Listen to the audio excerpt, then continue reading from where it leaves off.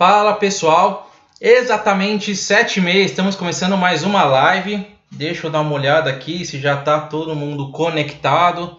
Deixa eu dar uma olhada aqui no nosso chat, vamos ver como que está. Boa noite pessoal, boa noite Júnior, boa noite Diogo, boa noite Kátia, boa noite Camila, boa noite Daiane, boa noite Pri, boa noite Simone. Isso aí, pessoal, o curso está simplesmente incrível. Muito obrigado, Pri. Já começamos bem a nossa aula hoje, tá? Com esse incentivo top. Deixa eu só abrir aqui os materiais. Aqui HP, ok. Vamos usar rapidamente a HP hoje no nosso conteúdo. Deixa eu abrir aqui o nosso bloco de notas para escrever bastante para vocês. E é isso aí. Boa noite, vamos começar a nossa aula de hoje. Deixa eu ver aqui como está a situação, como está a internet, para não falhar com vocês hoje, tá certo? Vamos ver. Ótimo.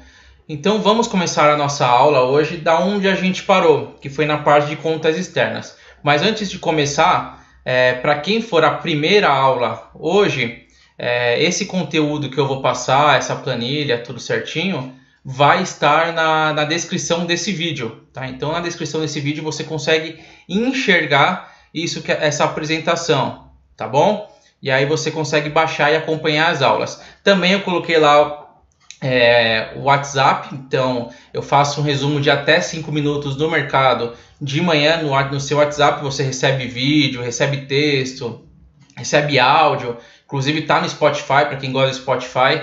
Tá lá o link para você se cadastrar, tá bom?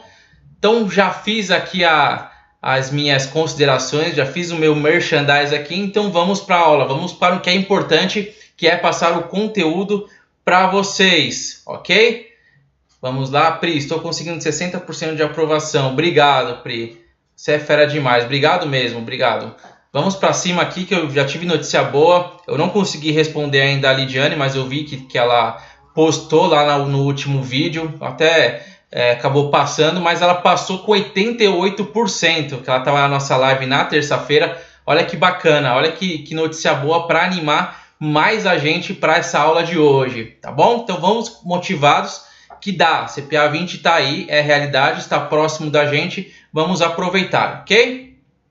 Então vamos lá, falando agora da nossa aula. Deixa eu voltar aqui. Nós vamos começar falando das contas externas. Então, falando rapidamente das nossas contas externas, que é o balanço de pagamentos do país, então do Brasil, tá?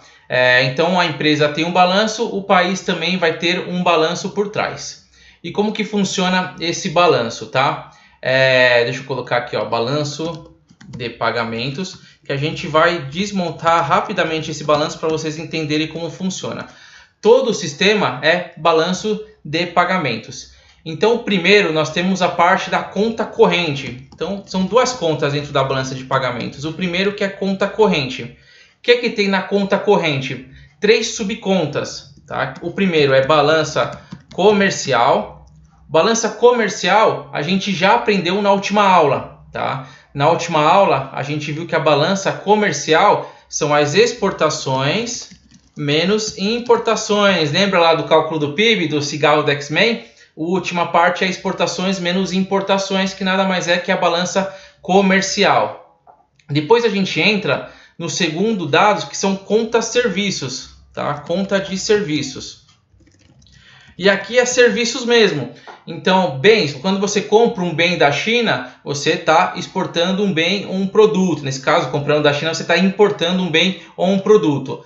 Agora, se você faz aluguéis, se você faz um seguro, se você paga frete, são serviços. Então, aqui na parte de conta de serviços, vai entrar também o que saiu, o que foi feito lá fora e o que foi feito aqui dentro. Por exemplo, remessa de lucros também. Remessa de lucros é muito importante. A empresa tem uma subsidiária aqui no Brasil e ela remete lucro. Então, vamos supor, vamos pegar o McDonald's. Vamos falar que o McDonald's aqui, que é famoso. A empresa é americana. No final do ano, ela pode remeter o lucro para o exterior. Então, ela pega o lucro do Brasil, uma parte, e remete para os Estados Unidos. Então, ao fazer isso, ela está mexendo com a conta de serviços, que não está importando bem, mas sim uma renda, ok? Então, conta de serviço, vai entrar aluguel, vai entrar renda, vai entrar despesas, tá? Nada demais. Então, dentro da conta corrente já temos 2 itens. Agora a gente vai para o terceiro. O terceiro são transferências unilaterais. O que é transferências unilaterais? Aqui a gente está falando de doações. Por exemplo, quando você ajuda as causas da Unicef, Unesco, e manda o dinheiro para um país, é uma transferência unilateral. Porque quando alguém manda, quando o brasileiro manda, ele não está esperando nenhuma contrapartida. Então, por isso que é unilateral. É só para um lado. Então, vale doações, principalmente doações, acho que é o mais utilizado nessa linha. Remessas de recursos, mas como é unilateral, vai estar mais voltado para aquilo que você não espera nada de volta. Porque quando você compra o produto, você manda o dinheiro para a China e você quer o produto. Na transferência unilateral não, você só manda o recurso, ok? Então aqui nós estamos falando de doações, tá? Então dentro do balanço de pagamentos já temos a primeira parte, a conta corrente. Dentro da conta corrente vamos ter a balança comercial, falando de bens, exportações menos importações. Depois temos a conta de serviços, que a gente fala de aluguel, renda e despesas. E depois transferências unilaterais, que a gente vê as doações, ok? Depois a gente entra na segunda linha, que é a conta capitais, tá? Conta capitais. Aqui. E a conta capitais também ela é bem simples. Aqui a gente está falando mais de grana, estamos falando de dinheiro. Então aqui a gente vai registrar o saldo líquido das compras de ativos estrangeiros, estrangeiros, deixa eu quebrar aqui para aparecer na mesma tela, ativos estrangeiros, espera aí, tem o ativo estrangeiros, por residentes no Brasil. Vi que o professor Lucas Silva entrou aí, arrebenta monstro, já tremi aqui, ó, já tremi que o cara é muito bom, mas vamos lá. Então, líquido de compras de ativos estrangeiros por residentes no Brasil, tá? E venda de ativos brasileiros e estrangeiros. Então, nessa conta capitais, a gente está falando de ativos, tá? Ativos que vêm, ativos que vão. Deixa eu só arrumar aqui, que tá falhando o negócio aqui, vamos lá, pronto. Então a gente está falando de compra e venda de ativos no exterior e no Brasil, tá? Então conta capitais a gente está falando somente de ativos. Então a balança comercial, bens, conta de serviços, despesas, aluguéis, transferências unilaterais, doações sem contrapartida, unilateral, só para um lado, e conta capitais, compra e venda de ativos. Essa diferença vai estar na conta capitais. Dito isso, a gente já tem todas as linhas, então a gente tem a balança de pagamentos, que vai ser a conta corrente mais a conta capitais, certo? Então o que você tem que saber aqui? A balança de pagamentos é o balanço inteiro. Dentro do balanço inteiro a gente pega a conta corrente e a conta capitais, então a gente divide em 2. Embaixo da conta capitais não tem nada, é só a questão dos ativos, compra e venda de ativos. E na parte abaixo da conta corrente vai ter a balança comercial, vai ter a conta de serviços e renda e vai ter as transferências unilaterais. E assim a gente fecha o balanço de um país. Todos os países têm um balanço desse, ok? Seguindo aqui, vamos lá, a gente fala de taxa de juros nominal e taxa real, tá? Para que serve essa tal de taxa de juros nominal e real? Aqui o Marcelo Olivo, o que seriam os ativos nessa compra e venda? Tudo que você imaginar como ativo, por exemplo, ouro, títulos públicos, títulos privados, vamos ver, ouro, commodities em geral, como contratos futuros, de DI, tudo que é ativo financeiro também, mas sim, tudo que é ativo, tá? Tudo que é ativo, acho que engloba praticamente quase tudo, tá? O que não for bem e produto vai estar nessa conta de ativos, tá? Então ele é um pouco separado, tá bom? Não sei se ficou claro essa definição, mas tudo que é ativo é o que não vai estar como bens e produtos e não vai estar na parte de rendas, aluguéis. Tudo que for isso vai estar na parte de ativos, tá? A gente está falando mais aqui de ativos financeiros principalmente, tá bom? Indo aqui, então seguindo aqui, taxa de juros nominal e real, Por que tem esse tal de taxa de juros nominal e real? Taxa de juros nominal e taxa de juros real. Pelo seguinte, Fábio, você ganhou 10% ao ano no seu investimento. Olha que beleza. Será que é bom isso?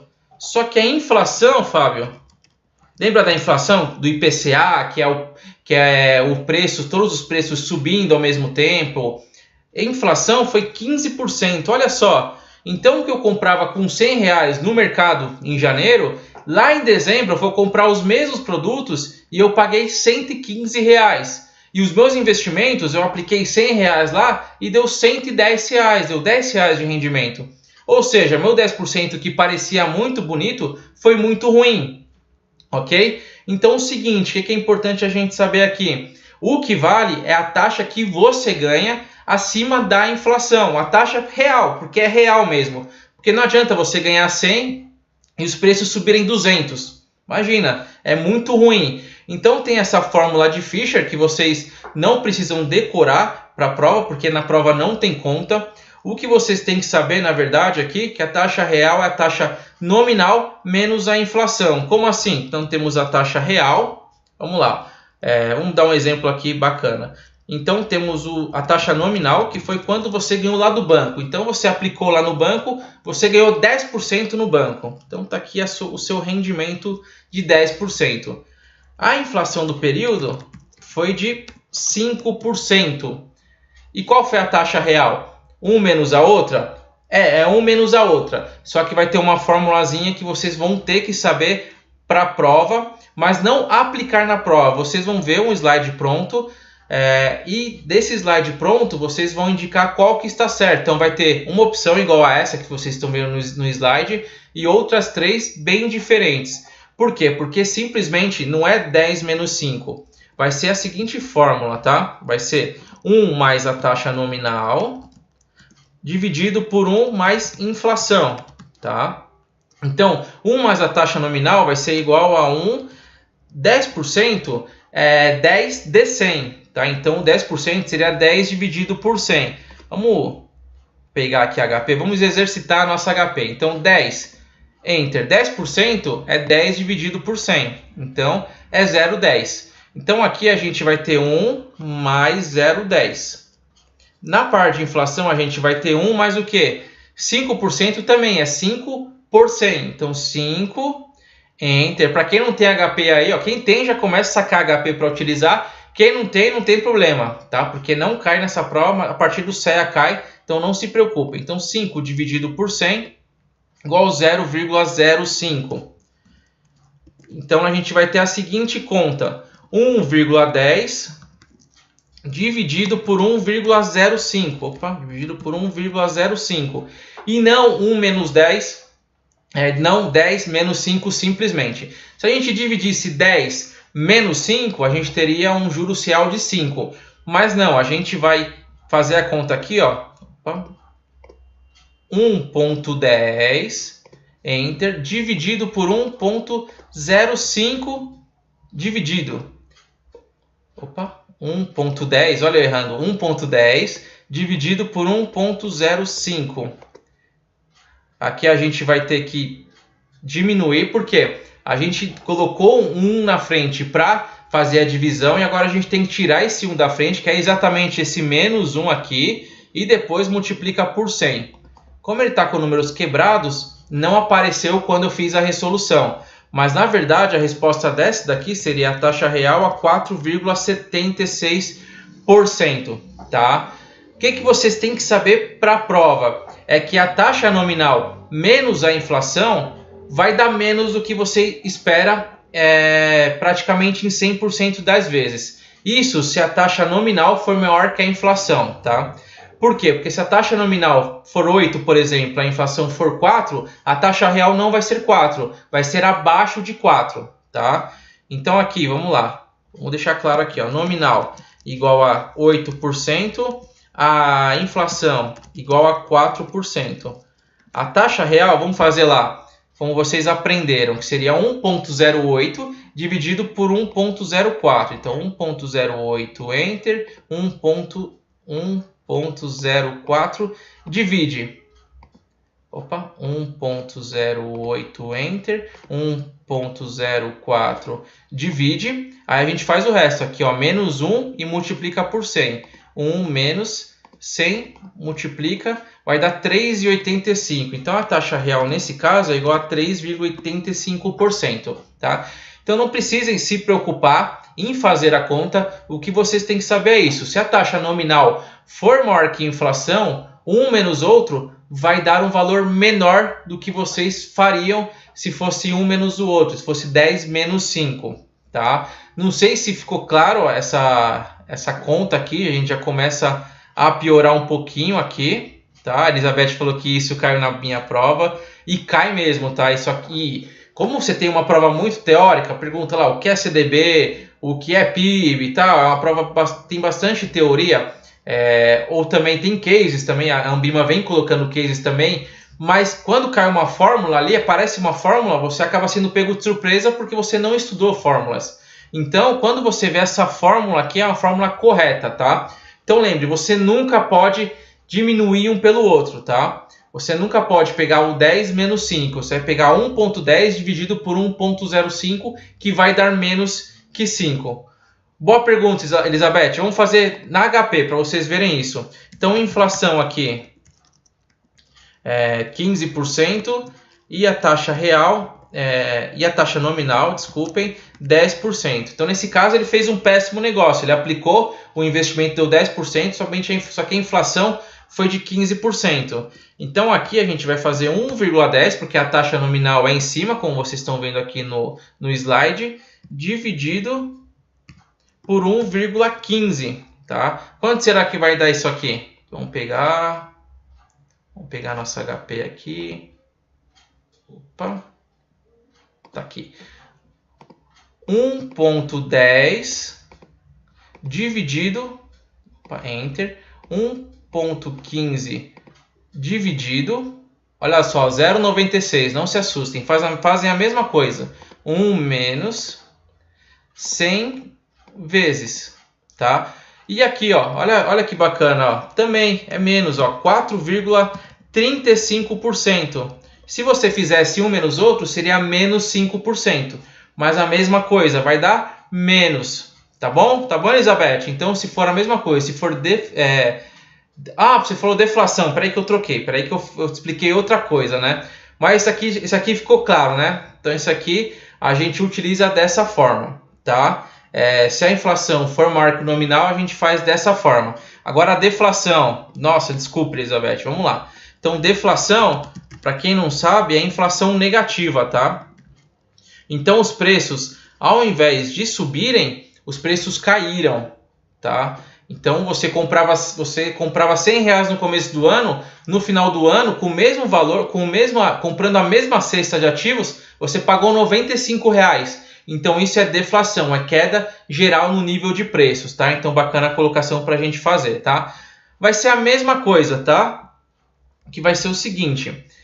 Primeiro, a taxa nominal, simples, 1,10, dividido, aí a gente tem a inflação. A inflação é 5% negativo. Então, 5% negativo seria aqui, ó, 5%, Enter, 100, divide, que daria menos 0,05. E você simplesmente, vai fazer aqui, ó, 1 mais menos 0,05. Vamos lembrar nossas aulinhas de álgebra. E aí você faz direto essa conta. Então você põe 1 mais. É para somar da mesma forma. 1 mais vai dar 0,95. Então a conta aqui vai ser 1,10 dividido por 0,95. Tá bom? Então a fórmula funciona mesmo com a deflação, tá? Então a gente vai pegar aqui, ó, vamos zerar 1,10, Enter, 0,95 divide, vai dar 1,16. A gente tira 1 menos da mesma forma e multiplica 100 vezes. Aí, ó, olha só, deu mais, né? 15,79%. Então, nesse caso, você somasse um pelo outro, você teve uma deflação de 5 e você ganhou 10% nos seus investimentos. Então, foi muito bom. Além disso, ó, os preços caíram, você ganhou 2 vezes. Então, se somasse um pelo outro, você ganhou 10 de um lado e ganhou 5 do outro, você ganharia 15. Mas nesse caso, utilizando na deflação, aí é o contrário, aí deu mais, deu 15,79 o ganho, tá certo? Tá bom, Elizabeth? É isso mesmo, com a deflação vai ser maior, tá? Então vamos lá, isso aqui acho que agora a gente dominou, porque isso aqui cai na prova, fórmula de Fisher, mas é simples. Só nunca façam 10 menos 5 que vocês vão se dar bem. 1 ponto a taxa dividido pelo 1 ponto a taxa menos 1 vezes 100. Tá certo? Então usamos a HP aqui somente para explicar, tá? Então não precisem ficar preocupados com HP neste momento. Aí agora a gente entra no tal do juros simples e juros compostos. Também um conceito muito interessante. Que é o seguinte, a gente tem um juros simples que é nada mais do que isso. O juros incide apenas sobre o capital. Tá? O que significa isso? Então a gente ganhou 2% ao mês no rendimento, então a gente aplicou num negócio muito bom, pagou 2% ao mês. E olha só, a gente ganhou isso por 6 meses. Então a gente ganhou por 6 meses 2%. Quanto foi o nosso retorno? Nesse caso, é juros simples, é um vezes o outro totalmente. Então o retorno aqui foi de 12%. Então no juros simples, você vai pegar os juros vezes o período. Tão simples assim. Nos juros compostos, e a gente utiliza muito no Brasil aqui, por isso que cartão de crédito, juros do cheque especial viram uma bola de neve por conta dos juros compostos. Porque os juros não vai ser dessa forma. Por exemplo, 1% ao mês não é 12% ao ano. Seria no simples, tá? Então no simples 1% ao mês, 12 meses, 12%. No composto não, no composto é juros sobre juros, tá? Então a gente pega o capital, vamos fazer aqui, ó, o capital, você aplicou R$100 e deu um retorno de 1%, tá? Deixa eu pegar aqui, HP, para a gente fazer isso daqui, vamos lá, vamos zerar aqui, ó. Então R$100 deu 1% de ganho, ok? Então você tirou aqui, ganhou R$101 no primeiro mês. No segundo mês, você ganhou 1%. Então, você ganhou mais 1%. 1% sobre quanto? Sobre os R$101 aqui, ó. Não é mais sobre os 100. Então, já virou uma bola de neve. Então, mais 1%, ó, 1%, mais, já foi para 102,01. Olha o efeito dos juros compostos aí. Se a gente fosse fazer a mesma conta nos juros simples, você ganhou 1% em 2 meses. Então, seria 1% vezes 2 meses, que daria 2% de ganho. E nesse caso, você estaria com R$102. Então, o simples já ficou para trás, ficou em R$102. O composto já começou a agir. Porque os juros, nos juros compostos, é sobre juros. Então, é juros sobre juros. É o famoso juros sobre juros correndo atrás. Tá? Então, essa aqui é uma fórmula de você lembrar. Juros sobre juros. O simples é muito fácil, é tão simples que às vezes você acha que está errado, que é só pegar a taxa e multiplicar pelo número de meses, mas é simplesmente isso, tá bom? Então, juros simples e juros compostos também é importante para a sua prova. Eu vou fazer um caso aqui porque ele pede algumas variáveis, tá? Então, se você olhar no material, vai perguntar o que é PV, o que é FV, o que é PMT, o que é N, e você precisa saber o que significa isso na teoria. Então, eu vou fazer uma questão prática porque facilita muito mais para vocês entenderem, tá?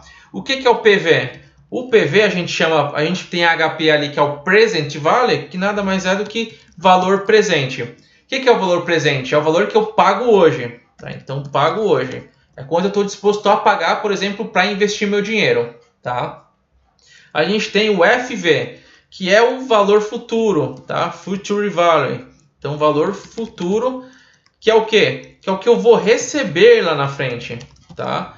Então, eu pago hoje, na verdade, eu invisto hoje, vou colocar aqui, ó, pago, invisto hoje, porque se você investe, você está pagando, você está colocando o dinheiro lá no banco, você não vai ter acesso, e aí depois você retira lá na frente. Então, o valor presente eu invisto hoje, e o valor futuro eu recebo lá na frente, tá? E aí tem o PMT, tá? O PMT, nós estamos falando de parcelas, tá?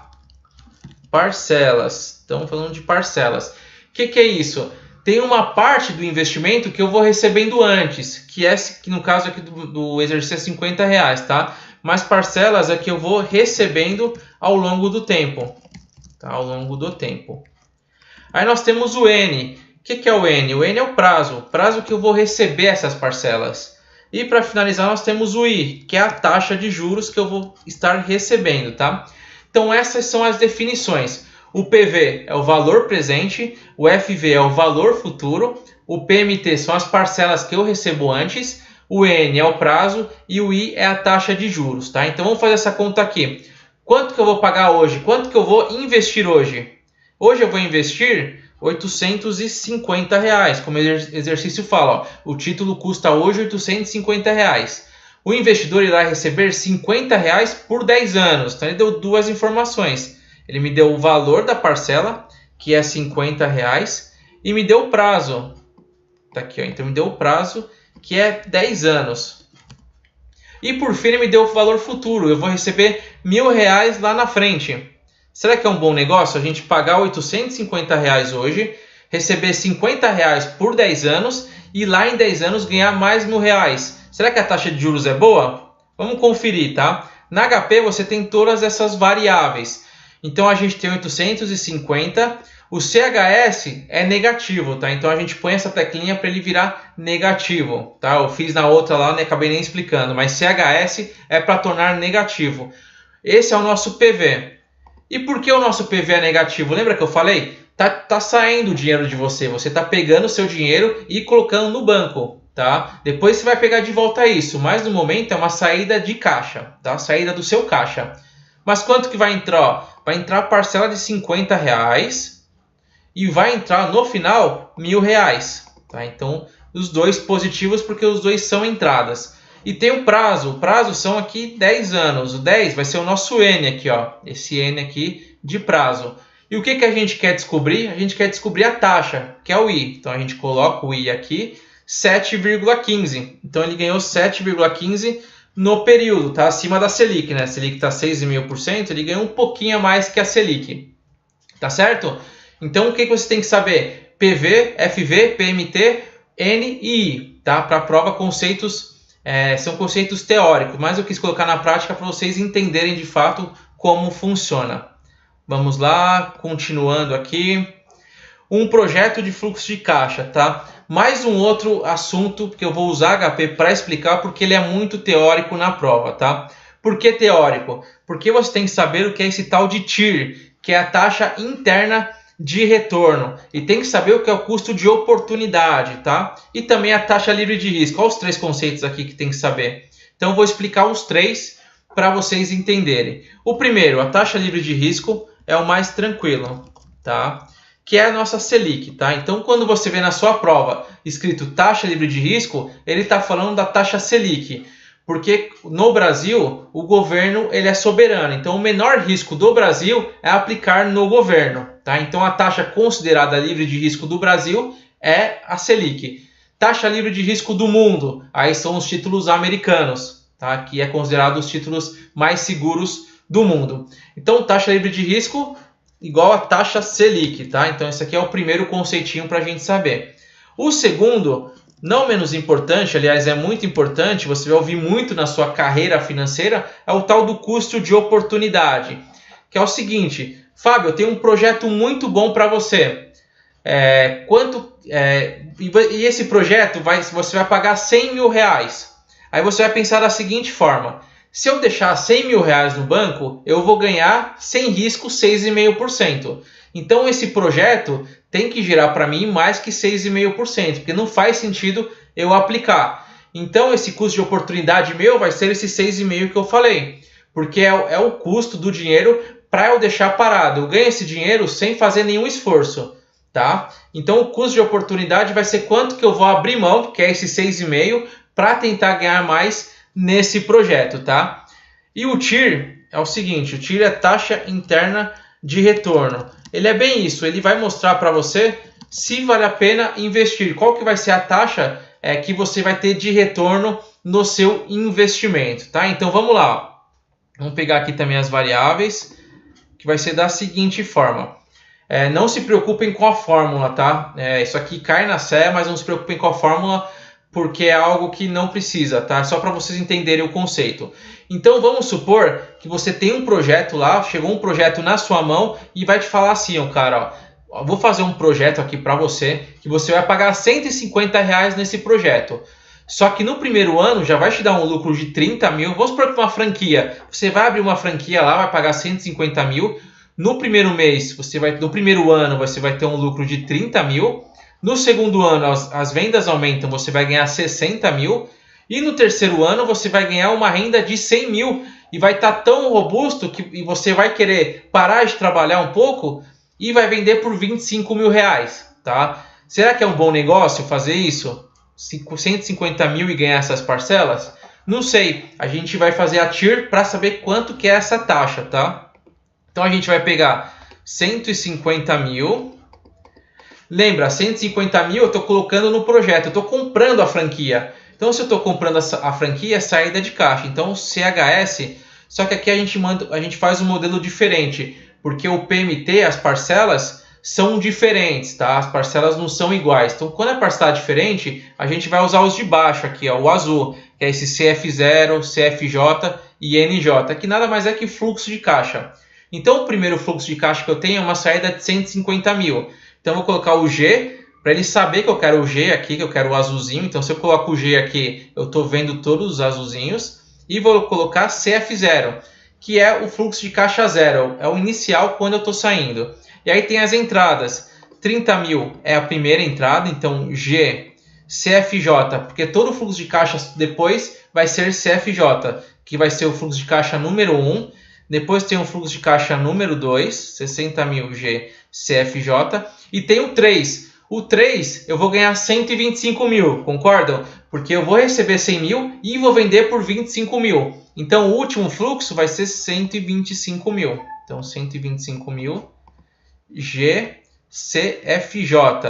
Quanto que é a taxa? A taxa é 6,5%, porque eu tinha 150 mil no banco ganhando 6,5%. Tá? 6,5% vai ser o nosso I também. Quanto que vai ser essa taxa? A gente vai usar o IRR, tá? O IRR é Internal Rate Return, que é taxa interna de retorno, é a mesma coisa. Tá vendo que ele está em laranja? Então a gente vai pedir o F aqui, que é laranja, e vai colocar aqui. Então olha que bacana, foi muito forte a TIR desse projeto, foi 16,17%. Ou seja, vale muito a pena fazer esse projeto aqui. Eu ganharia 6,5% no banco, agora eu vou ganhar 16,17% no meu projeto, tá bom? Então aqui um conceito, tem um outro também, deixa eu explicar para vocês, esse não cai na prova esse conceito, tá? Mas só aproveitando a questão, que é o VPL, que é o valor presente líquido, ou seja, quanto de dinheiro eu ganhei a mais do que se eu investisse no banco, que vai ser esse aqui, ó, NPV, que é Net Present Value, que é valor presente líquido. Opa, deixa eu fazer aqui de novo rapidamente, porque aí vocês vão ver. Deixa eu zerar aqui. Aí é rapidinho. Então, só para vocês verem a dinâmica de novo. CF0, 30 mil GCFJ, a primeira parcela. A segunda, 60 mil GCFJ. A terceira, 125 mil GCFJ. 6,5 I. E ele sumiu para mim porque eu apertei a tecla de RR antes, do TIR antes. Então tem que apertar primeiro o Net Present Value, que foi R$ 34.549, tá? Então se eu aplicasse no banco, eu iria ganhar 34.549 a menos, tá? Esse projeto me gerou um valor presente líquido, um valor acima do que eu ganharia no banco de 34.549, tá bom? Perdi um pouco de tempo aqui, mas eu acho muito importante vocês saberem aqui esse conceito de TIR. TIR é taxa interna de retorno, para saber se um projeto, se um investimento vale a pena. Custo de oportunidade é o que eu tenho na mão já, e o custo de oportunidade é usado para tudo. Por exemplo, eu tenho um trabalho e eu tenho um salário, vamos supor, de 5 mil reais, e alguém me chama para ser empreendedor. Fala, ó, sai do seu trabalho e vamos fazer um empreendimento, ou vamos abrir uma empresa. O meu custo de oportunidade que eu vou abrir mão é 5 mil reais, porque eu tenho 5 mil reais na minha mão já. E aí eu abro mão desses meus 5 mil e entro como empreendedor, tá bom? Então o custo de oportunidade é que eu já tenho na minha mão e vou perder se eu seguir adiante com esse projeto, tá? E a taxa livre de risco, taxa Selic, ok? Vamos seguir aqui. Eu acho importante esse conceito. E o último conceitinho aqui, que é o VAC, tá? Que é o custo médio ponderado de capital, tá? Não se dispersem, tá? Eu sei que é um tema, a gente está carregada mais hoje a aula, mas é importante vocês saberem esses conceitos aqui, tá?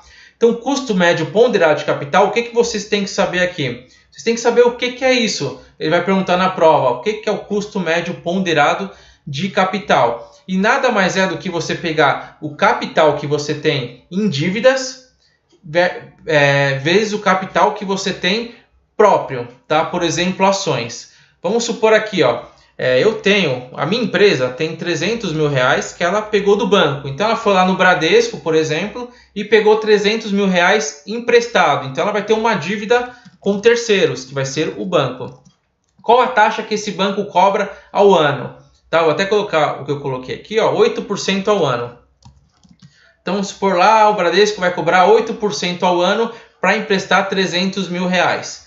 Só que eu tenho 100 mil reais de capital próprio, tá? Capital próprio, ações, tá? Principalmente ações, emissão de ações. E nas ações eu pago em termos de dividendos, eu pago algo como 12% ao ano. Eu remunero meus acionistas em 12% ao ano, tá? Então 300 mil eu pego 8% ao ano, 100 mil eu pego 12% ao ano.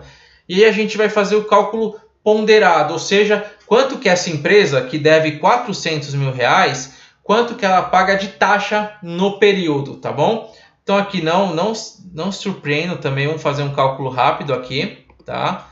Que vai ser o seguinte, a taxa é 8, Enter, que é a taxa. Quanto representa essa taxa? 300 mil. Então vou pegar 300 mil e vou usar esse conceito aqui de soma mais. Tá? Que é o primeiro período. O segundo que a gente tem são os 12%, Enter, para 100 mil. Tá? Quanto representa 100 mil? Então a gente vai usar o soma mais. A gente registrou os dois períodos. Agora a gente quer saber quanto que tá a taxa dessa empresa. Então a gente vai usar esse x vezes w aqui, que vai ser o G, que vai ser o G6, que deu 9% ao ano. Então essa empresa ela tem um custo médio ponderado de capital de 9% ao ano. E aí, por exemplo, vamos supor que a empresa ela quer captar mais 100 mil reais. Será que ela vai no banco ou será que ela emite ações? Para ir para o banco, ela vai pagar 8%. Ela vai pagar 8% de taxa ao ano. Nas ações, ela vai pagar 12% ao ano no capital próprio. Então faz mais sentido ela buscar o capital, o dívida de terceiros, o banco que está a 8% ao ano. Só que, se os investidores começarem a ver ali que a empresa está se endividando, que ela está criando muita dívida com o banco, ela pode perder rating. E aí, perdendo o rating, ela vai ter que pagar um juros maior para o banco. O banco, como aumentou o risco da empresa, ele vai cobrar mais. Então, 300 mil a 8%, beleza. Só que o banco está vendo que a empresa está se endividando. Então, ele não vai cobrar mais 8%, ele vai cobrar 20%, 10%, vai aumentar o valor, tá? Então, tem aí uma diferença, tem um pensamento aí que a gente chama de trade-off, que é um pensamento do que vale uma linha, se eu vou na dívida de terceiros ou se eu vou no capital próprio, tá bom? Então, médio ponderado de capital é isso. Eu pego uma dívida, quanto que ela representa em porcentagem. Eu pego a outra dívida, quanto que ela representa e faço uma média ponderada dos dois, tá bom? Então, custo médio ponderado de capital também é um outro conceito cobrado na prova, tá certo? Boa, Camila, legal. Falei rating aqui, também um outro conceito bacana também. Isso aqui não cai na prova, tá? O rating. O rating é o seguinte, tem empresas avaliadoras de rating, as famosas são S&P, Fitch e a Moody's, tá? São as mais famosas, que elas fazem o seguinte, elas fazem a avaliação da empresa, avaliação de país também, por exemplo. Então, ele vai olhar uma empresa, vai olhar o balanço, vai ver se a empresa é saudável, se ela está num ramo legal, num setor legal, se ela está tendo lucros consistentes e vai avaliar. Ela vai falar, por exemplo, a empresa Petrobras tem um rating de AAA, que seria um AAA, que é uma ótima nota. Então, é bom investir nessa empresa. Agora vamos supor que a Petrobras começa a dar algum calote. Então essas empresas vão reavaliar e diminuir o rating delas, tá? Então vai jogar o rating para BBB, por exemplo, tá? Então o rating é uma nota que essa empresa avaliadora dá para o grau de risco dessa empresa, tá? Você, como pessoa física, você tem um rating no banco, tá? Se você tem um rating A, por exemplo, você é o melhor do banco. O banco vai te emprestar na menor taxa possível, porque o seu rating é muito forte. Daí vai B, C, D. E o rating H, o banco não vai te emprestar nada, porque o rating H é um cara que já deu prejuízo para o banco, por exemplo, e ninguém mais vai te emprestar. Então, o rating é a nota que alguém te dá, serve para empresa, serve para banco, serve para país, para te avaliar o grau de risco. Porque quando eu vou emprestar o dinheiro para esse país, para essa empresa ou para essa pessoa física, a taxa vai ser levada em conta. Porque quanto maior o risco de calote, maior os juros. Tá bom? Por isso que o juros nos Estados Unidos é menor que no Brasil. Porque é muito mais fácil, você vai ter muito mais confiança de emprestar para os Estados Unidos do que para o Brasil. E Venezuela, por exemplo, Venezuela a taxa é enorme, porque você tem um risco muito maior de emprestar para a Venezuela do que no Brasil, tá bom? Então o rating ele serve para dar esse parâmetro. Ok? Ótimo. E aqui a gente entra na alavancagem financeira, que também está relacionado ao que eu falei do custo médio ponderado de capital, porque ele pega aqui, ó, no caso eu comentei, ele tem 300 mil de capital de terceiros e tem 100 mil de capital próprio. Então, um dividido por outro, tá simples, né? Que é 3. Então, ele tem uma alavancagem financeira de 3. Quando alguém for olhar essa empresa para avaliar, vai ver que ela está bem alavancada, porque ela pega muita dívida de banco. Então, isso pode pesar contra ela. Então, a empresa está alavancada. Quando a gente fala que está alavancado, tá? A gente vai ver esse conceito lá nos derivativos. Alavancado é que eu estou pegando, por exemplo, um empréstimo para investir em algo.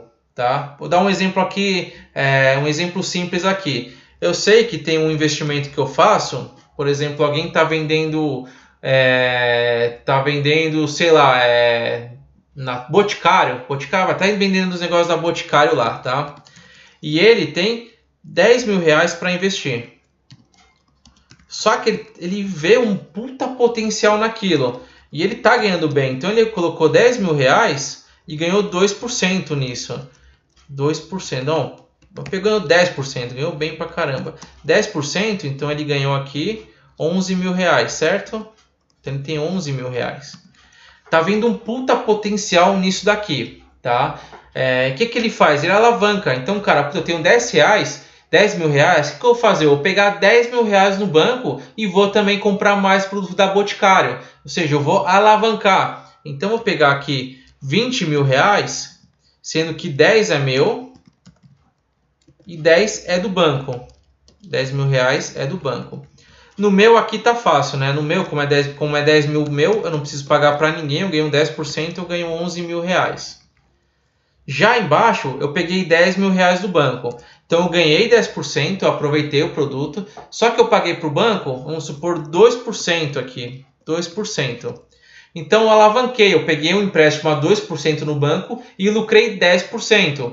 Aí, fazendo uma conta de padaria, aí, uma conta simples, só para vocês verem a diferença, daria R$ 10.800. Então, ele lucrou na operação aqui, ó, R$ 1.000, R$ 1.800, tá? Porque aquele lucrou R$ 1.000 a mais e aquele lucrou R$ 800 a mais. Então, ele alavancou, ele pegou o empréstimo porque ele acreditou num negócio e ganhou mais, tá? Então, a alavancagem é pegar capital de terceiros, capital de banco, por exemplo, você pega o empréstimo do seu amigo, você está se alavancando, porque você vai ter que pagar ele depois. Então, quando a empresa está muito alavancada, também não é um muito bom sinal, tá? Então, a capital de terceiros é mais barato? É mais barato, só que à medida que vai aumentando o capital de terceiros, os juros podem aumentar, tá? É isso aí, Jennifer. Quanto mais longe do A, pior, isso mesmo. Pior, H é o pior mesmo. Tá? E aqui o último conceitinho, acho que é o último e o último do módulo 3, tá? Opa, peraí, vamos voltar aqui. Que é aqui, ó, que é retorno histórico e retorno esperado. Simples. Histórico, quando vocês verem retorno histórico, Nós estamos falando de história, do que passou. Então a gente está falando de passado. Então a gente está falando aqui de rentabilidade passada. Que é o seguinte, quanto rendeu o seu fundo? O meu fundo rendeu 12% no último ano. Tá? Simples assim, o que passou. E tem o outro que é o esperado. O esperado, a gente está falando de futuro, o que se espera. Então, o futuro vai ser a média da rentabilidade, média das rentabilidades, tá? Média das rentabilidades, tá? Média das rentabilidades, a gente está falando, por exemplo, de fazer uma média dos últimos retornos. Então, em 2017, vamos falar, 2017 ele rendeu 10%, 2016 ele rendeu 8% e 2015 ele rendeu 6%. Então, na média, que seria 10 mais 8 mais 6 dividido por 3, ele vai ter um retorno esperado de 8%, que é a média dos 3, tá? Então, a tendência é que no próximo ano ele renda 8% por conta das médias das rentabilidades. É claro que rentabilidade passada não é garantia de rentabilidade futuro, mas para a rentabilidade esperada a gente olha a média das rentabilidades, tá? Enquanto aqui no passado, no mesmo negócio, da mesma forma, a gente vai falar que em 2017 ele rendeu 10% e só, tá? A gente vai falar quanto rendeu esse fundo. Retorno histórico, rendeu 10%. Retorno esperado, a média das rentabilidades foi 10, 8 e 6, que ficou em 8. Então, a média, o retorno esperado é de 8%, ok? Então, finalizamos aqui o módulo 3. Foi um pouco mais puxado do que eu esperava, tá? Mas pelo seguinte, porque a gente já abordou bem dentro dos temas, a gente mergulhou. Quando você vai ver qualquer aula aí de VAC, do que a gente passou, de juros nominal, real, eles jogam lá a tabela e falam de forma teórica. Eu preferi fazer na prática porque eu acho que fica muito mais fixo na cabeça de vocês, tá? E a gente vai entrar aqui no módulo 4. Eu separei, tem essa aula aqui, a gente tem um tempo bom, é até as 9 horas, 9h10. Depois, no sábado, a gente vai ter 2 horas de conteúdo. Então, a gente vai terminar o módulo 4 e depois do módulo 4 a gente vai para um tira-dúvida para vocês no domingão. Então, ó, vocês fazem no sábado isso. No domingão, repassa o módulo 1 ao módulo 4. Aproveita, faz alguns simulados. Top Invest, Edgar Abreu, tem um simulado muito bom. Inclusive, o Edgar Abreu agora lançou lá um simulado no CPA 20. Vocês entrarem no Instagram lá de EA Certificações, você até consegue ver esse CPA 20. Outro também, que é o meu parceiro aí, não sei se ele está online ainda, que é o Lucas Silva, ele também tem a CPA 20 lá.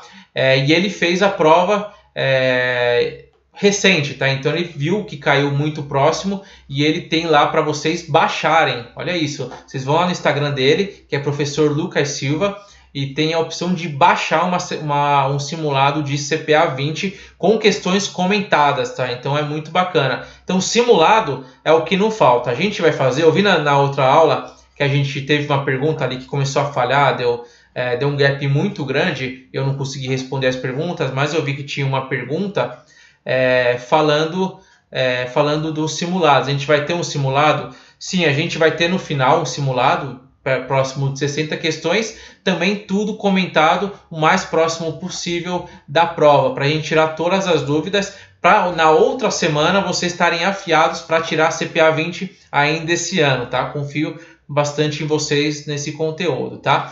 Voltando para a aula, voltando para o próximo 4, sábado não é dia de praia, boa, Diogão. Sábado é dia de CPA 20, quero ver quem vai ser o guerreiro de estar aí no sabadão, hein? Mas vamos lá, seguindo aqui, a gente está no módulo 4, que é um módulo forte, tá? O módulo aqui cai de 17% a 25%. Então aqui a concentração é total, vai cair de 11 a 15 questões. Então é muita questão e tem bastante material, tá? A gente tem a renda variável, tem a renda fixa e tem os derivativos. No CPA 10 a gente só tem a renda fixa e a renda variável. Então derivativos é um assunto totalmente novo para quem está saindo da CPA 10 para a CPA 20, ok? Então vamos lá, ó, a Priscila postou aí do Edgar Abreu, que postou um LinkedIn. Maravilha, Priscila, obrigado por colaborar. Então vamos lá, seguindo aqui, a gente entra em instrumentos de renda variável, tá? Renda variável, o nome já fala, é um rendimento que varia. Então não tem como você saber. O mais comum de renda variável é ações, tá? O mais famoso é ações. Tem vários outros instrumentos, mas o principal é ações. Porque você aplica numa empresa e você não faz a mínima ideia de quanto vai ser essa rentabilidade. Se ele vai subir, se ele vai cair ou quanto que ele vai subir. Então é muito desconhecido. Então o que a gente fala de renda variável é um rendimento não conhecido, que a gente não conhece, pois depende de performance futuras, de resultados futuros. Por exemplo, saiu o lucro do Itaú, foi muito bom, chega 2 dias depois, acontece alguma coisa dentro do Itaú e as ações despencam. Então depende muito de fatores externos também, tá? De fatores futuros. Então renda variável é o que a gente desconhece, tá? E a renda variável tem uma característica, tem maior risco. Então se tem maior risco, tem maior potencial de retorno, tá? Você aplica em algo muito conservador, você não tem risco, porém você vai ter um potencial de retorno muito baixo. Ações não, renda variável você aumenta o risco, aumenta o potencial de retorno, tá? Ok, seguindo aqui, a gente vai adentrar ações, tá? Porque renda variável o mais importante é ações, tá? Então ações, a gente fala que é papéis de empresas que elas emitem, que compõem o capital social de uma empresa e emitidas por sociedades anônimas, tá? O que é isso, Fábio? Então uma empresa, ela quer captar 500 milhões de reais, uma grande empresa quer captar 500 milhões de reais. 500 milhões de reais. Então, o que ela faz? Será que ela pega 500 milhões de reais no banco? Que banco que vai emprestar isso, dependendo da situação, né? Que banco vai querer emprestar 500 milhões de reais? O que ele faz? Ele pega esses 500 milhões de reais e vai ao mercado, ele vai até a bolsa, a B3 no caso, tá? Então ele vai na B3 e fala, eu quero que os acionistas comprem as ações da minha empresa, tá? A gente vai entrar daqui a pouco como funciona esse processo da empresa vendendo as ações para o mercado, vendendo para a bolsa, mas vamos falar aqui só rapidamente como funciona. Então ele vai até o mercado e fatia esses 500 milhões em, por exemplo, 100 milhões de ações, tá? 100 milhões de ações valendo R$5 cada, tá? Então 100 milhões de ações valendo R$5 cada. Está vendo? Ó? É os 500 milhões que ele precisou, só que ele fatiou em 100 milhões de ações, ou seja, tem 100 milhões de acionistas, tá? Quanto cada ação? R$5. Então a ação é isso, a ação é esse precinho aqui, ó, essa fatia aqui, ó, R$5 que você negocia, tá? E aí a empresa, ela pode emitir até 3 tipos de ações, tá? O que ela emite mais é a ON, tá? A ON é mais famosa, que são ações ordinárias, tá? Ordinárias. O que a ordinária faz? Ela garante o direito de voto, tá? Então ela garante o direito de voto por ação, tá? Então cada voto vai custar R$5. Se você tem 100 ações, você pagou R$500 e você tem direito a 500 votos, tá?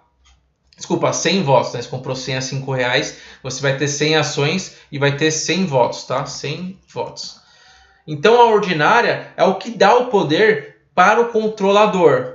Por que isso? Porque vamos supor que você tenha 60% das ações ordinárias. Você tem 60% de todos os votos. Então você é um acionista controlador, você controla a empresa, tá?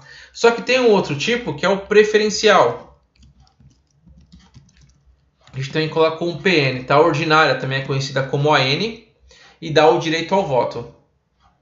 Já a preferencial, ela é PN e ela dá preferência no recebimento de dividendos, tá?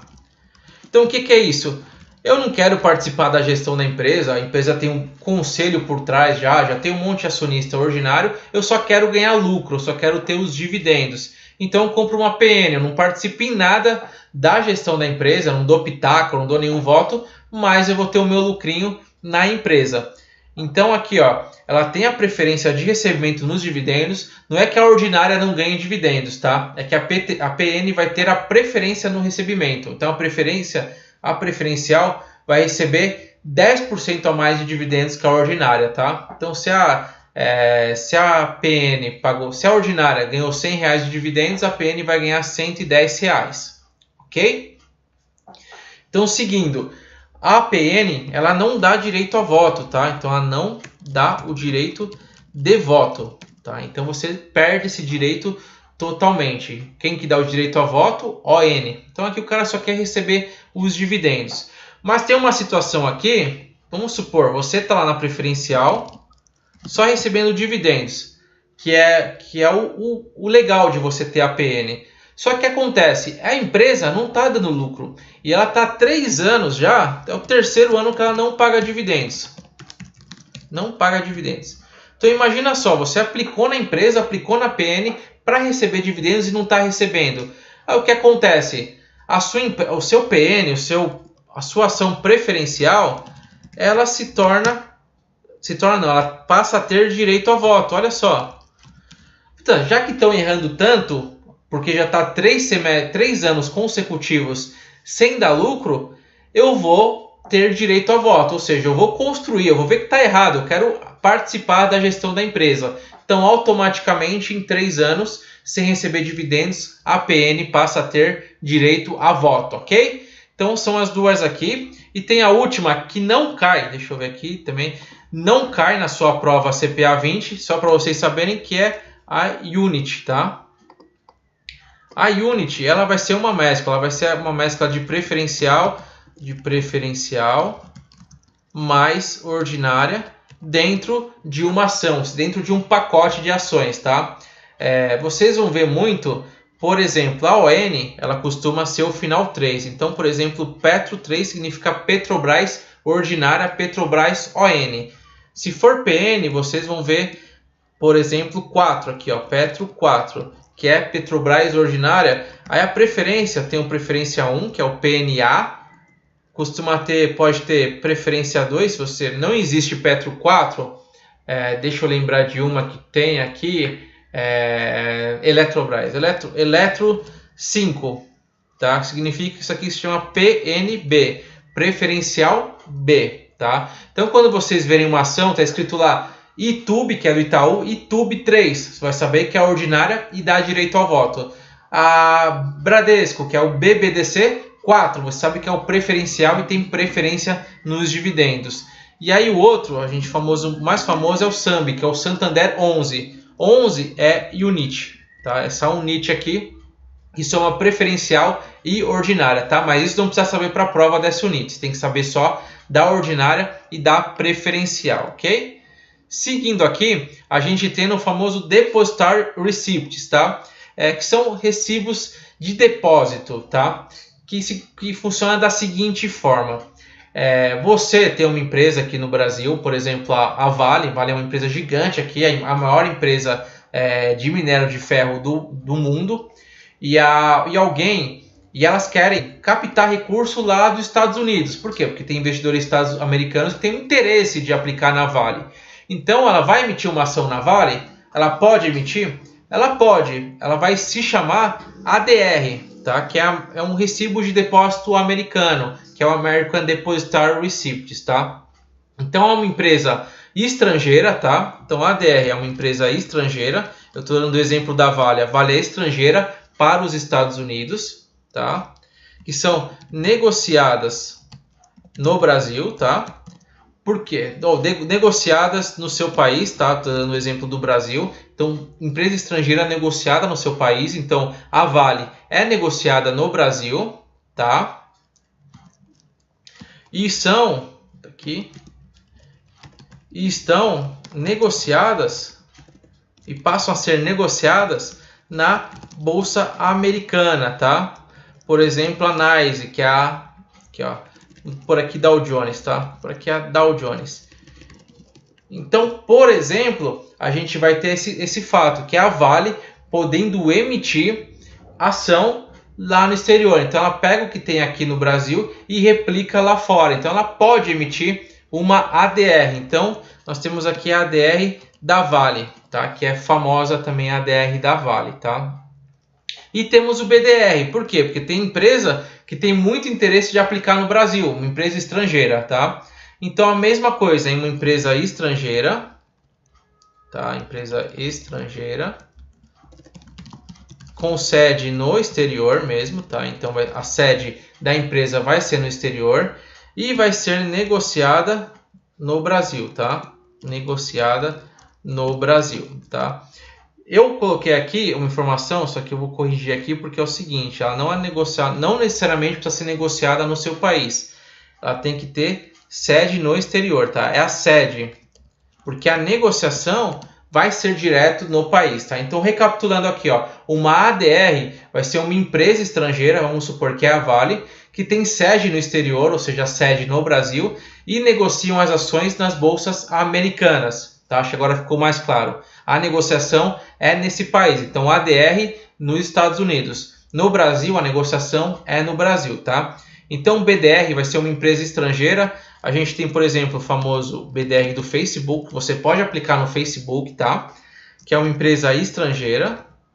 Opa, deixa eu arrumar aqui. Uma empresa estrangeira. Facebook é uma empresa estrangeira? É. Tem sede no exterior? Tem sede nos Estados Unidos. Pode ser qualquer país, tá? Não precisa ser Estados Unidos. E ela está sendo negociada no Brasil, tá? Então, você consegue distinguir. Então, tem que saber ADR e BDR, o que significa, tá? Então, aqui, eu gosto de colocar ADR, a gente pode lembrar da Ambev, tá? Ambev é famosa empresa de cerveja. Eu coloco A com A para vocês lembrarem de Ambev. Isso aí, Camila, só cai ON e PN, tá? Então, ADR, para você lembrar, você linka com a Ambev. Porque quando você vê a Ambev, você sabe que ela normalmente negocia no Brasil. Mas se ela quiser negociar nos Estados Unidos, vai ser uma ADR. Então não existe ADR de Ambev, porque no Brasil, Ambev é uma ação normal, tá? Vai ser aquele ABEV 3, tá? Essa aqui vai ser a ação no Brasil. Então ela não tem como emitir ADR, não existe ADR no Brasil, tá? Somente lá fora. Então seria ADR da Ambev, tá?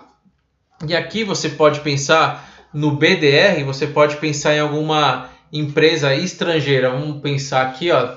Não pensei agora uma empresa. Pensem aí uma empresa estrangeira para vocês lembrarem que é fácil, tá? Alguma empresa que comece com B. Agora não está vindo nada na cabeça. Mas coloque aqui uma empresa estrangeira que começa com B. Deem sugestões, que aí você vai lembrar disso daqui, tá?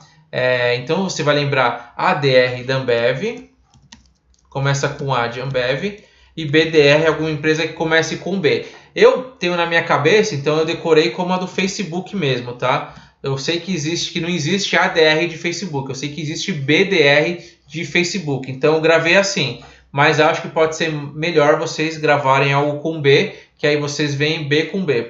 Vamos supor aqui, tem uma empresa que negocia bastante nos Estados Unidos, que é a Boeing, tá? Vamos pegar uma aqui, que é a Boeing. Então, BDR de Boeing, B com B. Boeing, eu sei que é uma empresa estrangeira que negocia no Brasil. E ADR de Ambev, que eu sei que é uma empresa estrangeira também, negociando nos Estados Unidos, tá bom? Então, tenta linkar ADR com BDR, tá?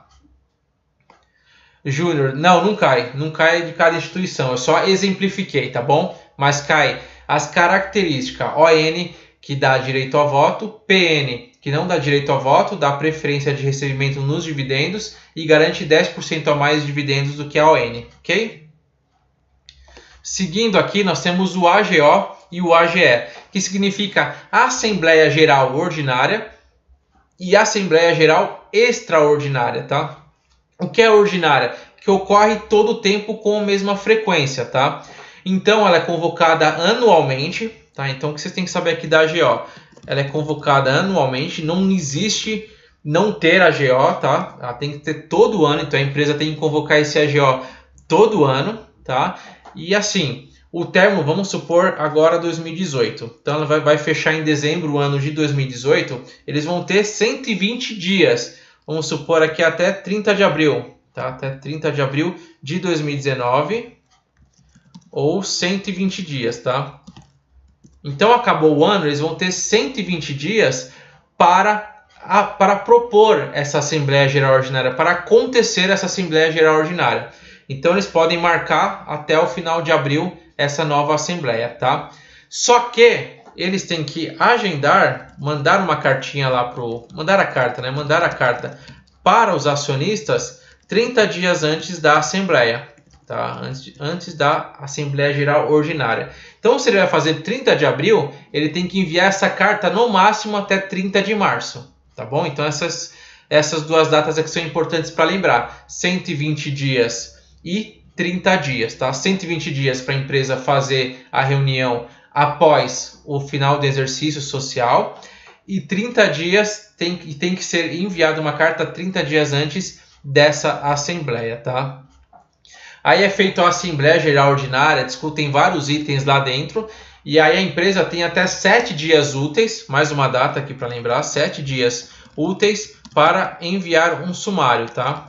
Então ele vai enviar um sumário para os acionistas, mostrando o que foi decidido lá na Assembleia Geral, tá bom?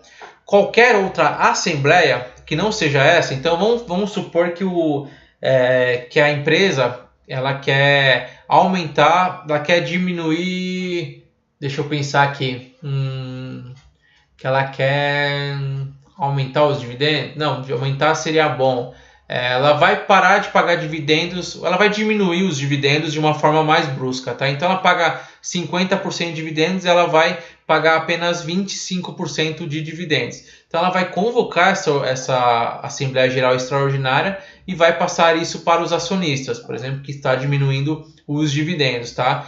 Porque não é um padrão que fique mudando os dividendos. Então não vai ser decidido numa Assembleia Geral Ordinária. Na Assembleia Geral Ordinária vai ser discutido mais balanço, aprovar a receita, aprovar a despesa. Na AGE vão estar todos os outros itens, tá? Algo de fato extraordinário, tá? Por exemplo, dividendos é um caso muito baixo. Vamos supor que ela queira comprar uma outra empresa. Olha que bacana. Aí já é uma Assembleia Geral extraordinária para falar que vão comprar uma outra empresa, tá? Então é um caso muito mais forte do que os dividendos, tá? Então a AGO, voltando para a AGO, que é a ordinária, que acontece todo ano, ela vai aprovar as demonstrações financeiras, tá?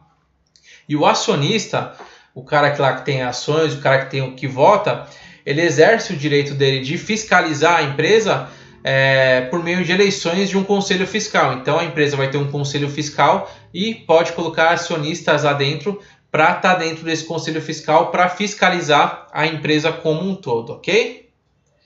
Então aqui deve ser representantes dos minoritários e dos acionistas preferenciais. Por que isso? Lembra lá, o acionista preferencial ele não tem direito a voto.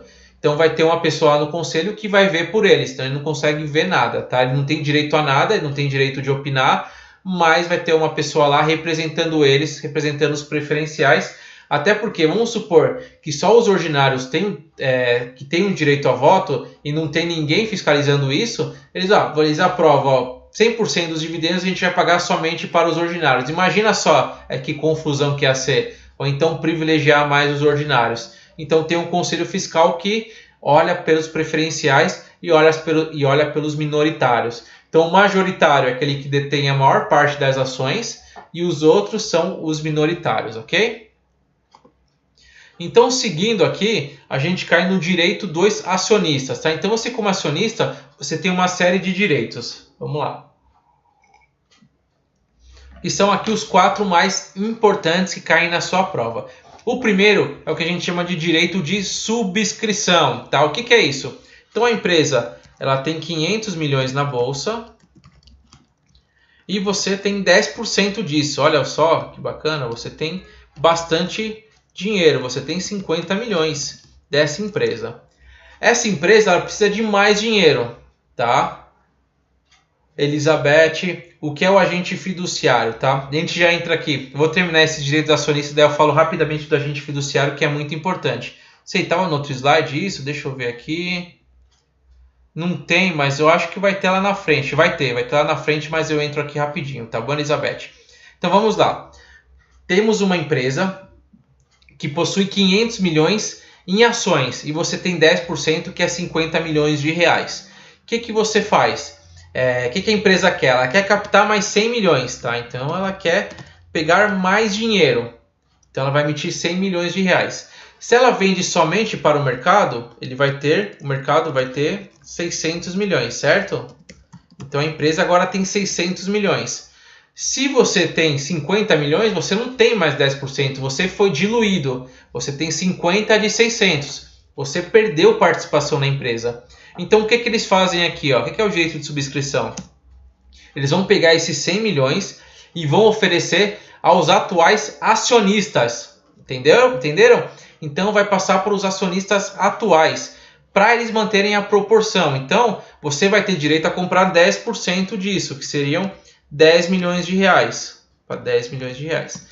Então, se você exercer esse poder de compra, você vai continuar tendo 10%, que no caso de 600 milhões é 60 milhões. Tá? 60 milhões de reais. Ok? Então, o direito de subscrição é o direito de você comprar mais ações para não perder a sua porcentagem, para não perder a sua proporção sobre o capital. Ok? Então, esse aqui é o direito de subscrever. A gente cai no segundo. O segundo é dividendos, tá?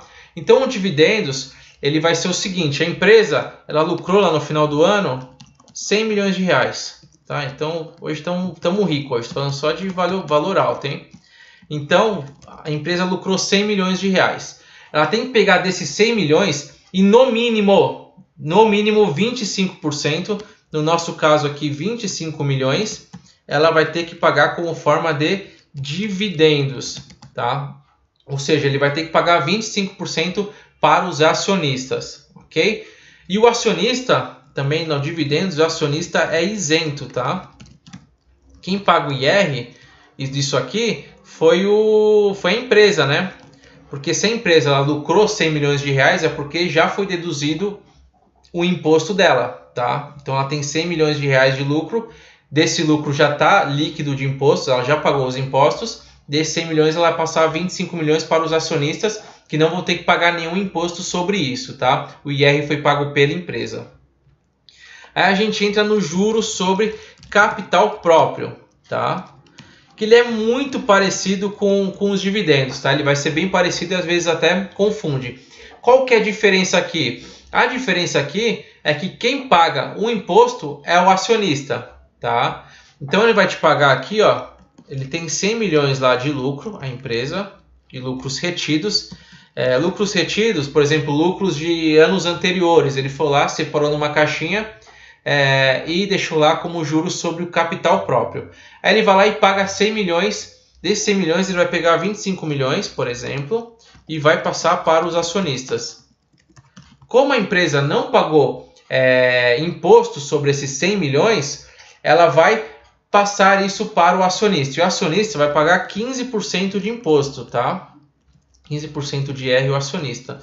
Então, desses 25 milhões, 15% vão ser diluídos, tá bom? Então, aqui, ó, só para vocês saberem, o dividendos, o investidor é isento, empresa paga IR, tá? E 25% no mínimo dividendos, tá? Esse número também é importante. E juros sobre o capital próprio, JSCP, o investidor paga IR e a empresa é isenta. Ok? Então aqui dividendos e juros sobre capital próprio.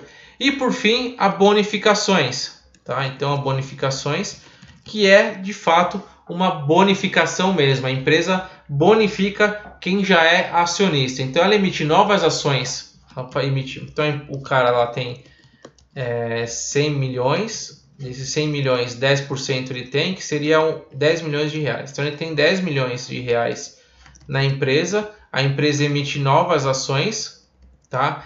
Por quê? Porque aumentou o capital da empresa. O capital da empresa foi de 100 milhões para 200 milhões. Então ele vai receber esses 20%, tá? Tá aqui, então ele vai receber 10 milhões aqui de reais na bonificação. Ele foi bonificado e aí ele vai receber essa gordurinha, tá? Então aumenta o capital e ele bonifica o acionista, tá? O acionista ele ganha essas ações, tá? Distribuição grátis das ações, tá bom? Então o importante aqui saber da bonificação, que são o aumento em função do aumento de capital, ele emite novas ações aos acionistas, ok? Então, seguindo aqui, a gente tem o tag along. Isso aqui também é muito famoso, tá? Aqui o Rodrigo Machado, os dividendos podem ser mudados nos próximos anos, verdade? tem aí lei, tem aí pessoas do governo pensando em colocar dividendo, colocar tributação nos dividendos, tá? E aí vai mexer na sua CPA 20, tá bom? Seguindo aqui, Elizabeth, então rapidinho aqui, ó, o agente fiduciário, ele vai ser o cara que vai defender os interesses do acionista, tá? Dentro de um fundo de investimento, é o cara que vai defender o direito dos cotistas, tá? Então, vai ser a pessoa que os investidores vão confiar, tá? Fiduciária vem de fidúcia, que vem de um dever fiduciário, vem de uma confiança, tá? Então, a palavra mais forte que seria confiança. Então, vai ser uma pessoa que todos vão confiar. E aí, esse agente fiduciário, ele vai ter várias funções. Se a empresa, por exemplo, quebrar, ele vai pelos acionistas receber esse valor. Ele vai lá e vai negociar os valores a receber. Se a empresa começar a diminuir os dividendos, é o cara que vai lá representar a empresa, ou representar os acionistas, por exemplo. Então vai ser um cara que todo mundo, porque os acionistas vão dar a procuração para ele, e ele vai ser o cara que vai defender todo mundo, tá? Ele é um agente que preza pela confiança, tá? Então ele tem a confiança dos investidores, tá? A gente vai entrar na frente um pouco sobre o agente fiduciário, tá bom, Elizabeth? Para ver o que ele pode fazer, tá? Então o tag along, que é um conceito muito importante, é o seguinte, tá? Vamos supor que tem aqui, temos uma empresa de 100 milhões, tá? Eu gostei desse número aqui. 70% é do majoritário. Então, um grupo de empresas ou um acionista, eles têm 70% dessa empresa, eles são os majoritários. E 30% dessa empresa está com os minoritários, tá? Majoritários e minoritários. Eu sou uma empresa de fora e estou de olho nessa empresa, eu quero comprar. Então aqui, ó, a empresa X, ela tem 70% majoritário e 30% minoritários. A empresa Y, ela tem muito interesse nisso, tá? Ela tem bastante interesse em comprar a X. O que ela faria? Pensa como a empresa Y. Você vai direto no X, porque se você compra o X, você se torna dono da empresa, você tem 70%. Então eu vou lá no X e ofereço R$10 por ação, para os majoritários. Aí o majoritário fala, ok, vende. E os minoritários, o que acontece? Então o tag along é o exercício de você pagar a mesma coisa que você pagou para os majoritários, estendendo aos minoritários, pelo menos no mínimo 80%. Tá? Então, se ele pagou R$10 pelos majoritários, ele é obrigado a pagar no mínimo, porque tem lugar, a gente vai ver sobre governança corporativa lá na frente também, que é obrigado a pagar 100% desse valor, tá? Mas no mínimo tem que pagar R$8 por ação, tá? Então, se o Y olhou para o X e quer comprar o X, ele vai pagar R$10 para o X, para 70% dos majoritários, e vai ser obrigado a pagar no mínimo R$8 para os minoritários, tá? Por quê? Porque aqui ele poderia comprar do majoritário e nem precisava comprar do minoritário. O minoritário aqui teria que só aceitar ser vendido, aceitar a mudar os majoritários. Então, para ele não se ferrar nisso, ele tem o direito de vender por até 80% do preço dos majoritários, ok? Por no mínimo 80% dos majoritários, tá certo? Então o tag along é isso, tá? E aí a gente entra no direito dos acionistas minoritários. Então o minoritário também tem direitos. E são simples, ele participa dos lucros, ele comparece à assembleia, ele tem acesso às demonstrações financeiras, ele fiscaliza a gestão, ele recebe extratos da sua posição acionária, ele exerce direito de subscrição, que foi aquele que eu comentei, ele participa do acervo da companhia, ou seja, que a companhia tem de bens em caso de liquidação. Então a empresa quebrou, ele vai poder participar também das vendas desses bens. Então a empresa tem um imóvel que vale muito, ela quebrou, ela vai vender esse imóvel e o minoritário vai ter direito a isso, tá? De acordo com o ranking lá de recebimento, tá? Quem recebe antes, quem recebe depois, tá? E aqui, dispor dos meios e procedimentos legais para assegurar os seus direitos que não podem ser afastados pelo Estatuto. Então, o Estatuto nunca pode barrar um minoritário, tá? Ele fala, quem tem direito à avó, quem tem direito a tal coisa, são os majoritários, tá? Isso não pode, tá? Então, isso é proibido, tá? Então, rapidamente, direitos acionistas também bem simples. E como eu falei, o acionista controlador ele tem a maioria das ordinárias, tá? Pode ser PF ou pode ser PJ. Se ele tiver a maioria das ordinárias, que são os que dão direito a voto, ele é o controlador, ok? Seguindo aqui, a gente tem o underwrite. O que é o underwrite? Aí a gente vai entrar no processo de vender ações para o mercado. Então vamos lá. Então a empresa ela decidiu captar ações, tá? Ela precisa de 500 milhões. Ela precisa captar 500 milhões e ela procura a bolsa para poder fazer essa oferta, tá? Aí a bolsa vai falar o seguinte, ó. Então faz o seguinte, você contrata um banco de investimento e faz o que a gente chama de IPO, que é uma oferta pública inicial para você poder vender para os acionistas comprarem a sua empresa. Então essa empresa, ela procura um banco de investimento, tá? Ela procura um banco de investimento. O que esse banco de investimento pode fazer? O que esse banco de investimento vai fazer? Ele vai olhar os números da empresa, ele vai ver se a empresa é interessante para ele fazer, para ele entrar e vender para os acionistas, se o balanço está certinho, quanto que pode valer uma empresa dessa, o valuation, né? Vai avaliar a empresa como um todo, vai saber se ela tem um valor bom ou se ela está quebrando, qual que é a finalidade, como que vai ser feita essa captação de recursos. Então vai procurar o banco de investimento que vai estruturar a operação, tá? Quem que esse banco de investimento pode ser? Ele pode ser um banco de investimento mesmo, ele pode ser um banco múltiplo com carteira de investimento. Lembra lá que tem bancos, um banco múltiplo, um banco ser considerado múltiplo, ele tem que ter duas carteiras, sendo obrigatoriamente uma carteira comercial ou de investimento. Pode ser corretoras ou distribuidoras de valores imobiliários. Então, uma corretora também pode fazer esse trabalho aqui, tá? Então, do banco de investimento, ele vai estruturar isso e vai ofertar aos investidores, tá? E aí, a empresa ela tem um cardápio lá com o banco de investimento. O banco de investimento vai falar assim, ó, eu tenho um cardápio para te entregar na minha forma de atuação. Uma é mais caro, outra é mais barato. Qual que você quer? Então, o primeiro, mais barato, que o banco de investimento vai oferecer, são os melhores esforços. O que é os melhores esforços? Ele vai vender, então ele vende o banco de investimento, ele vai vender as ações para os acionistas, tá?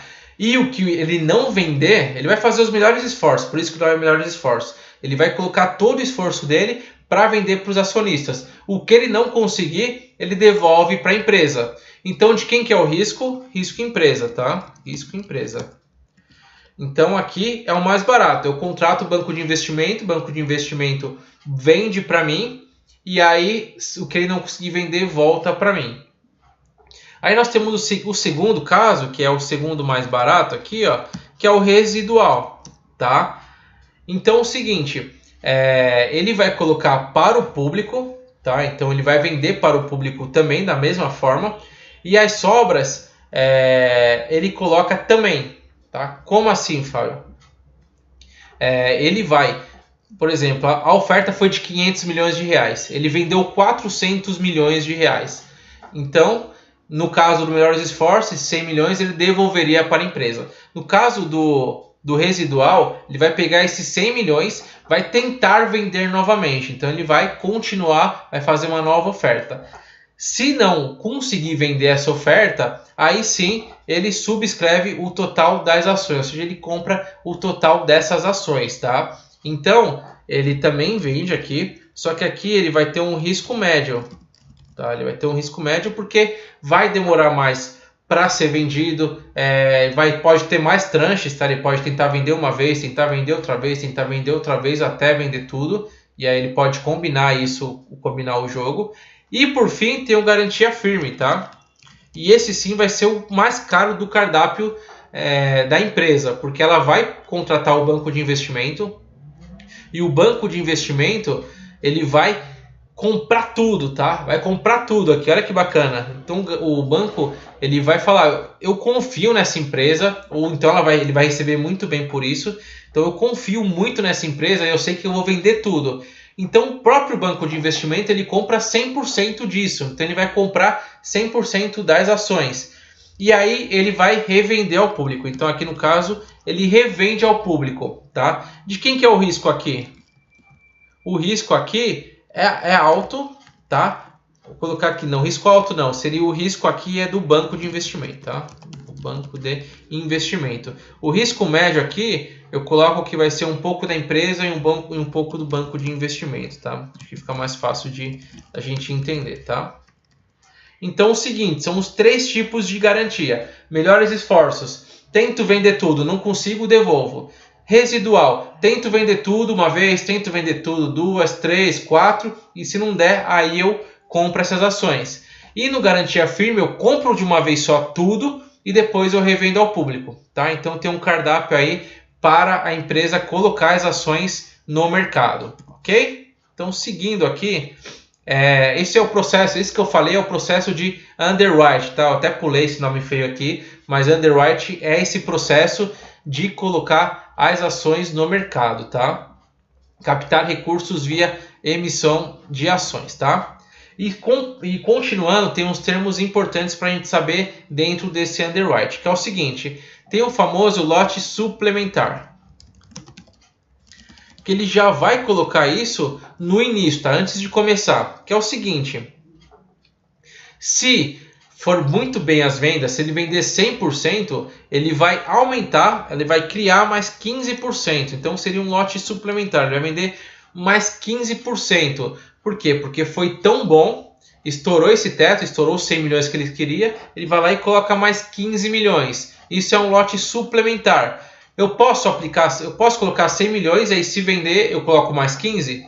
Somente se isso for já pré-determinado, tá? Você não pode criar isso depois que vendeu, você tem que colocar isso antes das cláusulas. Então você coloca lá uma cláusula, que seria um adendo dentro de um contrato, que você vai ter um lote suplementar de mais 15% se atingir o 100%, ok?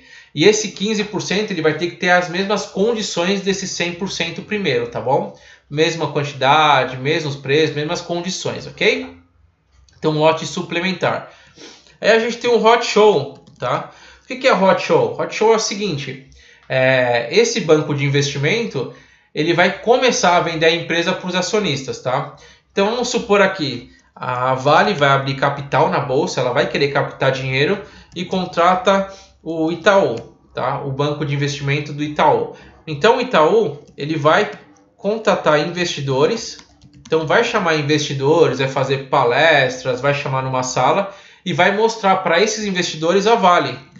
Então vai falar, a Vale é muito boa, a Vale é interessante, ela está lucrando, ela está num setor bom, ela tem um potencial de crescimento enorme. Então o hot show é esse processo de você apresentar a empresa para os investidores, tá? Então muitas empresas, aí pode ter, até falei, nesse hot show que o Itaú está mostrando aqui, pode ter representantes da Vale também, porque o cara conhece do negócio. Então vai ter aqui nesse hot show representantes do Itaú e da Vale. Pode ser o cara da finanças, tá? O CFO, pode ser o cara que conhece dos números da Vale, para passar mais segurança para os investidores, tá? Então eles vão lá e fazer esse hot show, que é apresentar essa empresa para os investidores, tá bom? Depois tem um book building, tá? Que é um outro conceito também, tá? O book building, ele é o que a gente chama de formação de preços do ativo, tá? Que funciona da seguinte forma: é feito um leilão de ofertas para saber qual que é o preço justo dessa ação, tá? Então foi feita toda aquela rodada de apresentar para as empresas, o banco avaliou quanto valia a empresa, e aí a empresa vai ao mercado.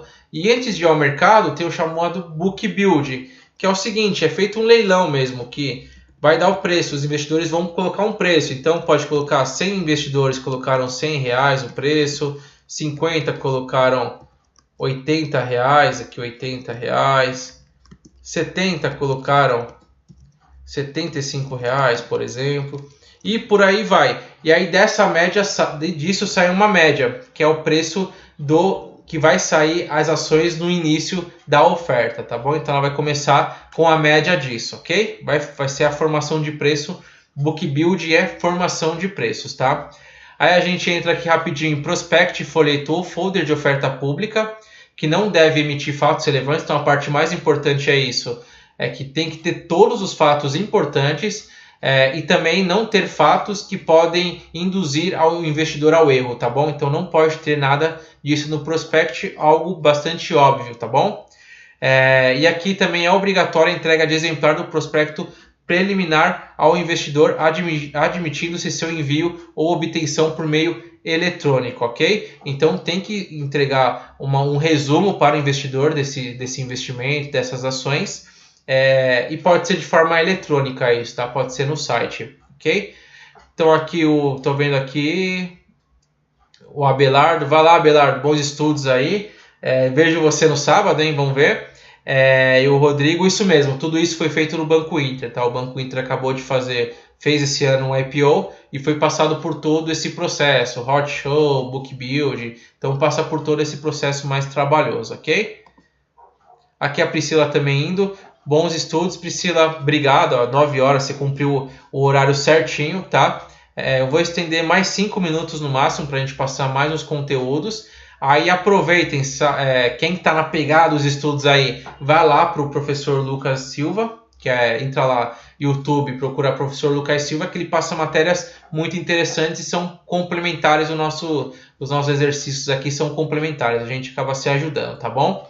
Então continuando aqui, para eu já liberar vocês aqui, que devem estar cansados já de tanta matéria, vamos falar um pouco dessas ofertas públicas, tá?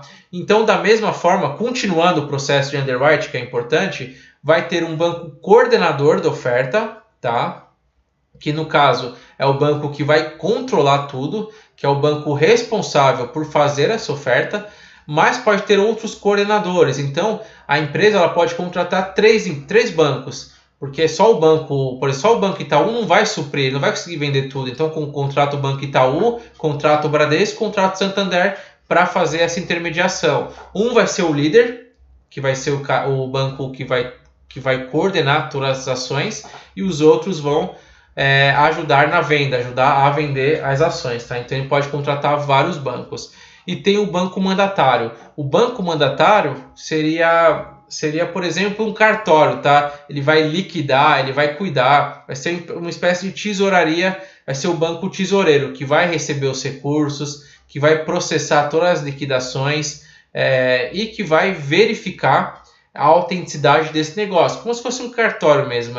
É o banco que vai olhar, isso aqui está certo, isso aqui está errado, vai ver os números e ver se a liquidação está sendo feita da melhor forma, tá? Então o banco coordenador participa mais da parte estratégica, ele vende as ações, ele vai dar um preço, enquanto o mandatário vai cuidar da parte de liquidação, tá bom? Seguindo aqui, a gente tem a parte de mercado primário versus mercado secundário. O que isso significa? O mercado primário foi o caso que eu falei do IPO. No caso da IPO, a empresa captou dinheiro, lembra? Então, os 500 milhões daquela oferta foram para a empresa. Tá? Então, passou para a empresa, entrou dinheiro no caixa da empresa. E aí tem o mercado secundário. Por quê? Você comprou as ações da Petrobras lá no IPO. Tá? Então, a Petrobras emitiu 500 milhões, você foi lá e comprou as ações. Você vai lá na Petrobras e devolver essas ações? Não, você não vai fazer isso. Você vai ofertar para outra pessoa. Então, você vai na Bolsa de Valores e vende o que você tem. Então, quando você está vendendo, você está passando, você está recebendo um dinheiro da venda e alguém está comprando de você, um terceiro, um outro investidor. Então, no mercado secundário, não entra dinheiro para a Petrobras, tá? Não entra dinheiro para o emissor, tá? Por que isso? Porque a Petrobras já recebeu o dinheiro disso. Agora o dinheiro é do acionista, tá? O dinheiro é do cara do acionista que repassou. E por que existe o mercado secundário? É para dar liquidez ao mercado, tá?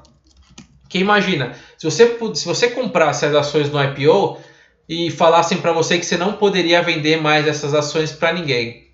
Ninguém compraria, imagina, todo mundo ia ter receio. Então o mercado dá liquidez, dessa liquidez de você poder revender para outros. Então para isso foi feito o mercado secundário.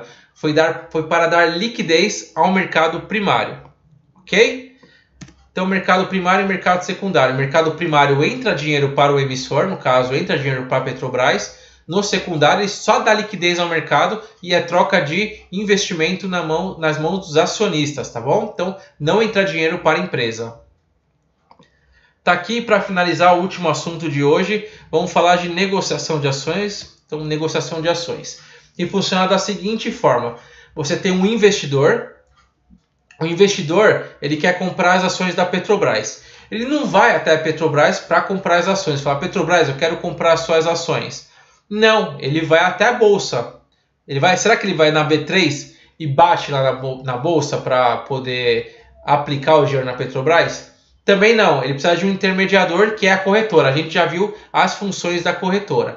Então, para negociar uma ação, o investidor ele vai até a corretora, fala, corretora, eu quero comprar 100 ações da Petrobras. E a corretora emite essa ordem para a bolsa e aí ele recebe os R$100 em ações, tá?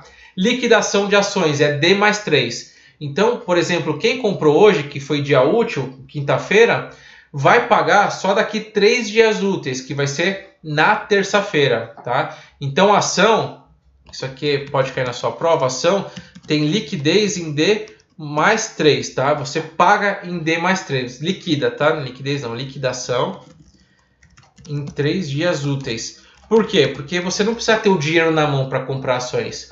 Você tem R$100 mil, você vai receber amanhã, você pode comprar as ações hoje para pagar só em 3 dias úteis, tá bom? Então isso pode ser feito. Outra coisa importante no mercado de ações é o home broker, tá? O home broker ele vai ser o canal de relacionamento da corretora com o acionista. Então o investidor ele emite as ordens via computador e aí a corretora ela disponibiliza uma ferramenta que se chama home broker para o investidor fazer essas compras, tá bom? Então o home broker é uma ferramenta utilizada pelo investidor para fazer a compra das ações, ok? Lote padrão, tá?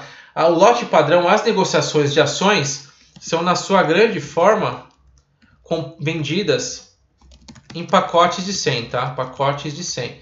Então, se uma ação custa R$2, você provavelmente vai investir R$200, porque você até pode comprar uma ação, só que essa ação sozinha tem pouca liquidez. Agora, quando você padroniza e compra um lote padrão de 100 ações, você vende muito mais rápido, tem muito mais liquidez. As ações são vendidas de 100 em 100, tá? Então, o lote padrão de ações são 100 ações, tá?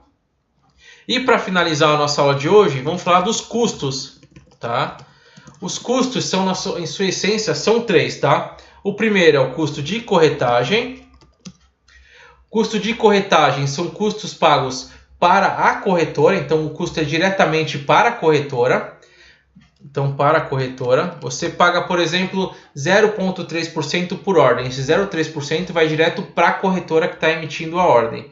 Depois tem o emolumentos. O emolumentos ele tem uma taxa fixa de 0,035% sobre o valor da operação e esse é o dinheiro para a bolsa, tá? Então, corretagem, o nome já fala, corretagem para a corretora, emolumento para a bolsa. E, por fim, custódia, tá? Custódia seria como se fosse uma tarifa de manutenção que você paga para a corretora, tá? Então também paga para a corretora. Então a corretagem é uma porcentagem sobre as operações e a custódia é uma tarifa de manutenção mensal que você paga para a corretora para manter os ativos lá, tá? Então corretagem, corretora, emolumentos 0,035% para a bolsa e custódia uma tarifa de manutenção. Tá certo, pessoal? Encerramos mais um tema aqui de ações, 9 e 10 praticamente, então nos estendemos um pouco porque eu achei importante a gente fazer isso. Tem alguma pergunta aí, pessoal? Algo para vocês acrescentarem, algo para vocês perguntarem que ficou a dúvida na matéria, que agora a matéria ficou um pouco mais puxada. E a gente vai passar o módulo 4 no sábado ali, aproveitar que sábado é um dia mais tranquilo para a gente avançar bem na matéria, tá? Dá para a gente tirar muito atraso, tá? Mas eu acho que tá fluindo bem. Eu acho que a gente está entrando nos temas mais importantes, explorando os temas mais importantes para vocês irem bem na prova de vocês, tá? Então vamos ver aqui se tem alguma pergunta. Senão a gente já encerra aqui, tá?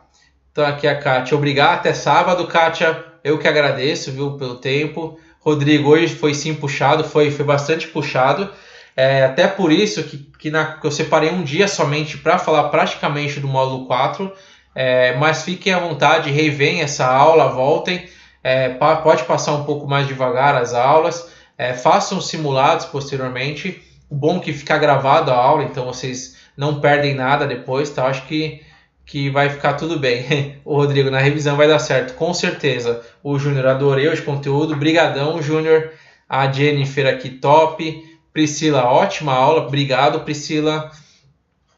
O pessoal aí que foi guerreiro e se estendeu um pouco mais. Desejo muito boa sorte para vocês na CPA 20.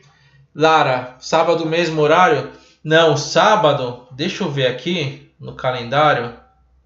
Deixa eu dar uma olhada aqui rapidamente no sábado. Vamos ver, sábado.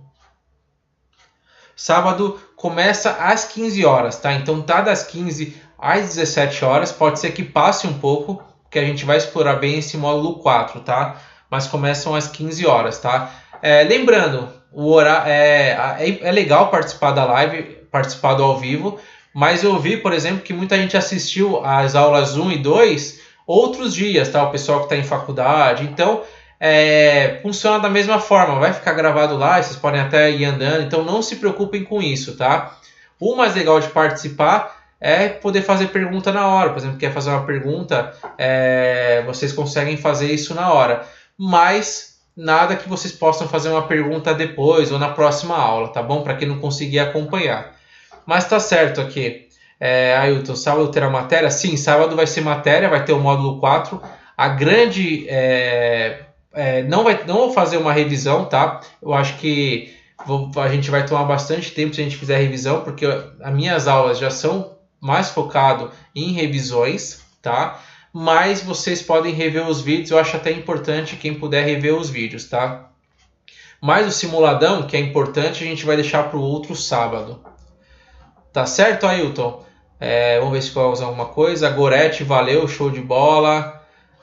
Ressaltando que na madrugada ainda assisti os módulos anteriores. Aí, ó, isso que eu falei, Gorete. Muito bom exemplo, obrigado por assistir a aula. Elizabeth, pode dar um exemplo em qual situação seria vantajoso juros simples ou composto? Caiu na minha prova, eu fiquei muito na dúvida e provavelmente errei. Vamos lá, Elizabeth, vamos matar essa daqui então, tá? Quem já matou todas as dúvidas aí, fiquem à vontade para sair, para curtir. Quem quiser depois acompanhar o Lucas, como eu falei, o professor Lucas, que eu vou responder aqui a Elizabeth, tá bom? Então vamos lá. Elizabeth, um exemplo que seria vantajoso o juros simples é o seguinte, tá? Eu vou mostrar com números que eu acho bacana. Então o juros simples, a gente tem um prazo, tá? Então o prazo é 1 ano. E a taxa é ao mês, tá? A taxa, por exemplo, seria 0,1%, vamos falar 1% ao mês, tá?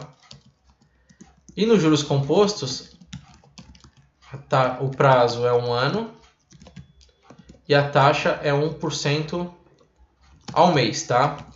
Então, nesse caso, depende de quem é mais vantajoso, tá? Tem a opção de ser mais vantajoso para o banco ou ser mais vantajoso para o investidor. Vamos olhar da ótica do investidor, tá? Você que está investindo um dinheiro, tá? Ou, na verdade, é da ótica do cara que está pegando emprestado, tá? Mas vamos falar da ótica do investidor. Você investiu 1% ao mês em 1 ano, você vai receber mais de 12%, tá?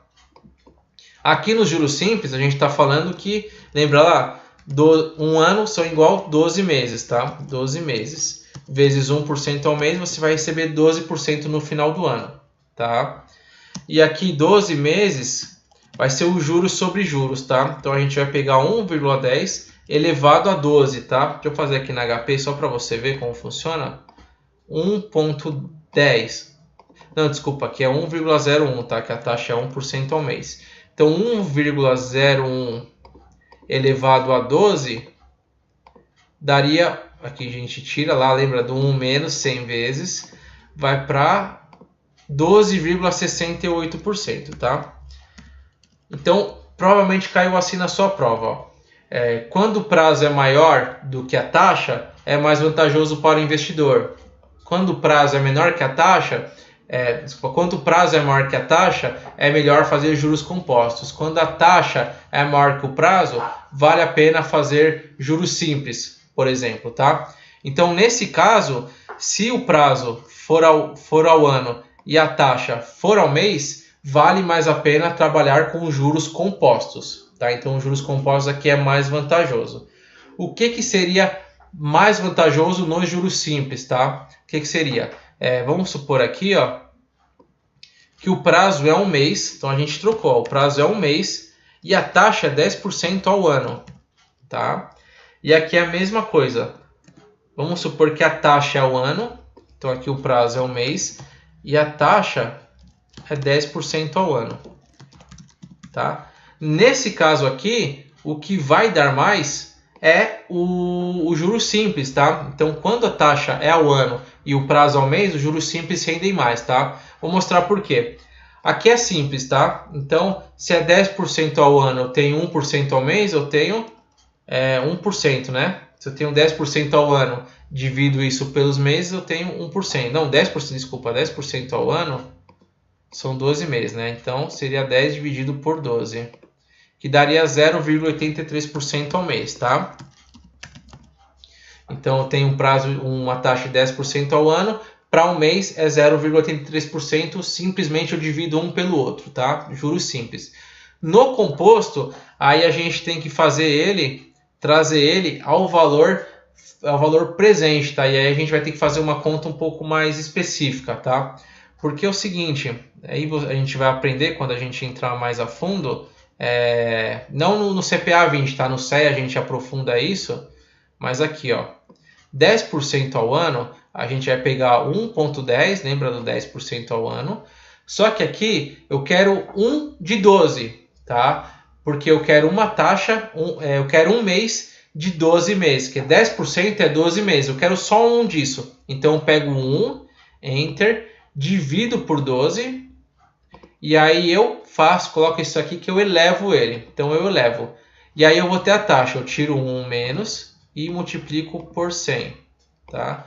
Aí a taxa, tá vendo? Foi para 0,80 ao mês. 0,80 ao mês. Então, nesse caso, o juros simples vai pagar mais para o investidor, tá? Então, aqui foi mais vantajoso pagar o juros simples. Então, aqui, ó, para a gente finalizar isso aqui, ó, quando a taxa for ao ano, e o prazo for ao mês, juros simples paga mais, tá? Juros simples paga mais. Quando a taxa for ao mês,